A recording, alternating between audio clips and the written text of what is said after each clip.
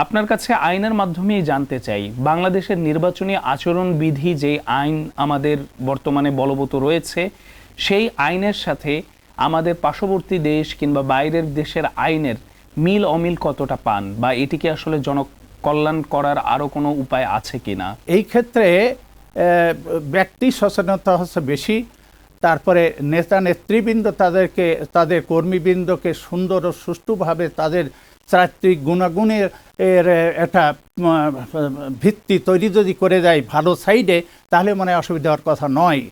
পার্শ্ববর্তী দেশেও আমি যে দেখেছি, সেখানে বিলবোর্ড নেই, সেখানে হাজার হাজার লক্ষ কোটি পোস্টার নেই, কারণ মাথায় লেগে যাওয়ার মতো পোস্টার নেই। সেখানে আমাদের এখানে হাজার হাজার লক্ষ কোটি পোস্টার হয়ে যায়। এমনকি মানুষের বাড়ি ওয়ালে যে কোটি টাকার বাড়িটাও তারা একেবারে দৃষ্টিকটু করে ফেলে। এই সমস্ত দিক যদি করা যায়, তাহলে এইগুলোই হচ্ছে আচরণবিধির মধ্যে পড়ে।